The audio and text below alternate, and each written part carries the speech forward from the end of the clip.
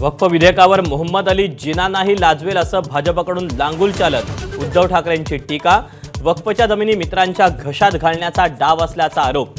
विरोध विधेयकाला नाही तर भाजपच्या भ्रष्टाचाराला असल्याचा हल्ला।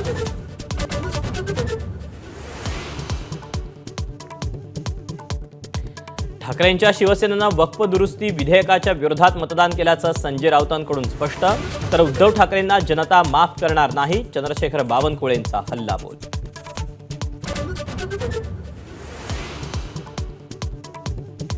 ठाकरेंचे काही खासदार विधेयकाच्या बाजूने मतदान करण्याच्या विचारात होते, पण विरोधात मतदान केल्यानं धक्का बसला। शिवसेनेचे खासदार श्रीकांत शिंदे आणि नरेश म्हस्केंचा दावा।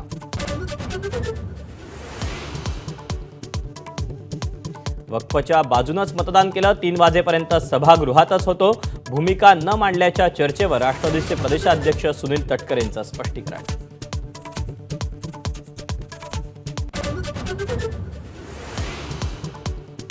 शिर्डी, तिरुपती आणि अकाली तख्तवर मुस्लिमांना घेणार का? माजी खासदार इम्तियाज जलील यांचा भाजपला सवाल। वक्फच्या जमिनी बड्या उद्योगपती मित्रांना देण्याचा घाट असल्याचाही आरोप।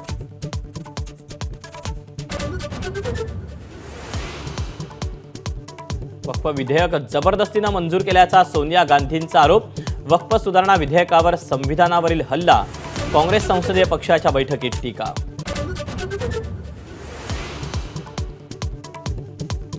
मराठीच्या मुद्द्यावरून मनसे आक्रमक। मुंबईतल्या लालबागमधल्या आयकर भवनासह IDBI बँकेच्या शाखेत धडक। मराठीच्या वापराचा आग्रह।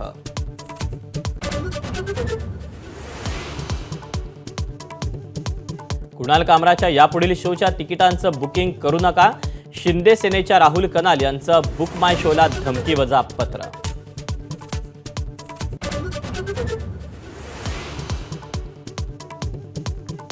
मुंबई पोलिसांच्या गुन्हे शाखेकडून बिश्नोई गँगच्या 5 जणांना अटक। 7 पिस्तूल आणि 21 काडतुस जप्त। उद्योगपती आणि अभिनेता निशाण्यावर होते, सूत्रांची माहिती। ABP माझा, उघडा डोळे बघा नीट।